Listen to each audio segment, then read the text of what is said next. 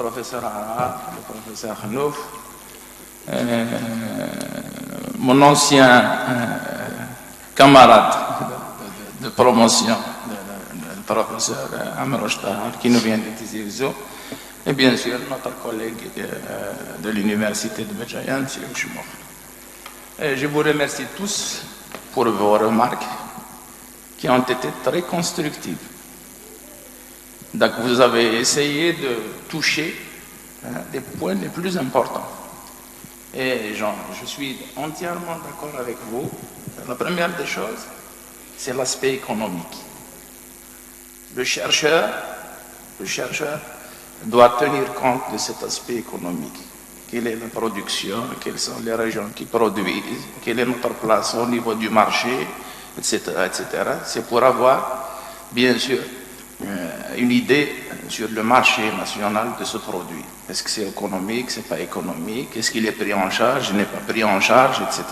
Donc, c'est un élément fondamental pour le chercheur. Il doit ouvrir les yeux beaucoup sur l'aspect économique. Et bien sûr, aujourd'hui, on parle de menaces qui pèsent sur cette filière. Donc, il y a beaucoup de problèmes.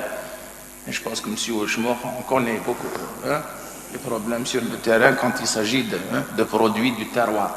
C'est la même chose pour l'huile d'olive, etc., etc. Donc, un autre aspect que aussi mes collègues ont souligné, c'est la provenance de ces échantillons et surtout l'étude des espèces, les espèces botaniques présentes dans ces endroits bien précis. Parce qu'à ma connaissance, les chercheurs, beaucoup de chercheurs qui travaillent sur le miel disent que les propriétés physico-chimiques et même biologiques, elles sont corrélées avec la source florale. J'ai bien dit ça, plus la région. Donc la source florale, c'est un élément très important. Donc accorder beaucoup d'importance à l'analyse pollinique. Plus, bien sûr, faire un inventaire des espèces qui existent. C'est pour avoir une idée, est-ce qu'on peut produire des miels à partir d'une source monoflorale, à vrai dire en Algérie, parce qu'il y a les problèmes de déforestation, les problèmes d'incendie, les problèmes de parasites, les problèmes de maladies, etc. etc. Donc ça, c'est un élément important, la source florale. Ensuite, je ne sais pas, j'ai lu dans certains articles récemment, je dis bien 2016, que certains miels de couleur noirâtre présenteraient les meilleures propriétés biologiques et thérapeutiques. Je vous laisse le soin de vérifier, ça peut être un domaine, une voie de recherche concernant les miels qui présentent des couleurs soit foncées, soit brunes, par rapport aux miels qui ont des colorations claires. Ça reste à vérifier. Il y a aussi un autre aspect que vous avez montré à travers ce travail, c'est surtout la deuxième partie sur le propolis. J'estime que c'est un travail d'une très grande envergure parce qu'il vous a permis d'identifier les composés et que le travail, donc bien sûr, il a été publié dans une revue de renommée internationale. Et votre article est une référence aussi pour les chercheurs parce qu'il est cité pas mal de fois. Il y a aussi un autre aspect dans les perspectives, c'est l'activité antimicrobienne du propolis. Parce que par définition, le propolis est un antibiotique naturel. Là aussi, il y a beaucoup de travaux. Si vous voulez pousser dans le sens activité antimicrobienne du propolis, c'est intéressant. C'est intéressant le propolis parce qu'actuellement, on essaye d'extraire certains composés et de les ajouter au miel. Il y a des travaux de recherche récents, 2016. C'est des extraits de propolis avec des solvants bien déterminés. Ils ont ajouté à du miel pour voir certaines propriétés à des pourcentages très faibles. Ça n'évolue pas au-delà de 0,5%. Oui. Il y a des travaux, hein, je ne sais pas maintenant, pour arriver à une application pratique. Je pense aussi que ce n'est pas facile. Je vous remercie d'avoir attiré l'attention de mon étudiante, mon doctorante, sur les analyses in vitro et in vivo. C'est vrai que quand on fait des choses au laboratoire, ça reste au laboratoire.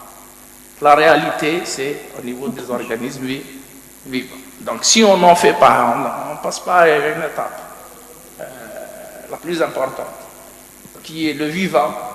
C'est vrai que c'est préliminaire, on doit commencer par ça. Mais la finalité, c'est ça. Soit leur incorporation dans des produits alimentaires, donc il faut étudier aussi leur comportement. Dans les matrices alimentaires, c'est très important, parce que les composés phénoliques, les protéines, les problèmes de complexation, etc. etc. Donc, je pense que le thème en lui-même, c'est un thème très, très intéressant. Bien que, moi, quand je vois le miel, je vais vous le dire, il ne doit pas y manquer l'analyse des sucres. Le miel, c'est le sucre, parce que c'est le premier sucre que l'homme a connu. Il faut qu'il y ait l'analyse sur le sucre. Aussi, mes collègues l'ont remarqué, il y a une certaine rupture dans l'échantillonnage. C'est vrai. Il y a une certaine rupture, pour des... maintenant, ça, on peut justifier. Des fois, c'est pas facile d'avoir des échantillonnages. Aussi, des fois, les candidats, ils ont des contraintes. Je ne sais pas, familiales, etc., pour pouvoir rester. Sinon, c'est vrai que quand on fait un échantillonnage, on fait un plan d'échantillonnage, c'est de faire tout à la fois et de ne pas disperser ses efforts. C'est un ensemble d'échantillons. On doit faire ça, on doit faire ça, on doit faire ça dès le départ. Ça, c'est en termes de méthodologie d'échantillonnage, c'est très intéressant de faire un plan d'échantillonnage et de dire, voilà, je vais faire ça, je vais faire ça. Mais si je fais ça, après 2 ans après, je vais m'intéresser à l'activité antioxydante. Parce qu'on essaie d'avoir le maximum d'informations sur les mêmes échantillons. Ça, c'est pour vous, à l'avenir, etc. Je sais aussi que pour M. Hara, la propolis, il est utilisé aussi, des extraits de propolis, pour voir s'ils ont un effet sur le cancer du côlon et même du rein. Des extraits de propolis, je ne parle pas de miel. En parlant pas aussi des activités anti-inflammatoires, etc. Donc il y a beaucoup d'aspects qui ont été traités. Si je dois terminer, bien sûr, je vais vous dire que moi j'ai Mademoiselle Mouroubi en tant qu'étudiante. Donc elle était une bonne étudiante. Ça, je le... Par la suite aussi, elle est devenue enseignante. J'ai su, par l'intermédiaire des étudiants, qu'elle est une bonne enseignante. Et j'espère qu'elle va en devenir aussi bonne dans la recherche. Je vous remercie, je vous félicite. Et je vous rends la parole, Monsieur le Président. Merci. Merci, M. Tamanjari, pour toutes ces précisions et le contexte dans lequel a été réalisé ce travail. Et merci aussi pour tes éloges envers l'impétrante. Je crois que nous arrivons au terme de cette examination. Je voudrais d'abord vous féliciter au nom de mes collègues examinateurs pour l'ensemble des travaux que vous nous avez présentés aujourd'hui, des travaux d'importance, à la fois sur l'aspect fondamental et appliqué. Enfin, l'appliquer, on l'attendra un peu par la suite. Et je tiens à remercier également encore une fois mes collègues examinateurs pour la qualité de l'examination, pour ce débat pédagogique qui, j'espère, a profité d'abord à l'impétrante et également à l'assistance.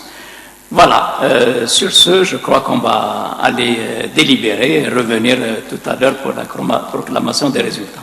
Merci.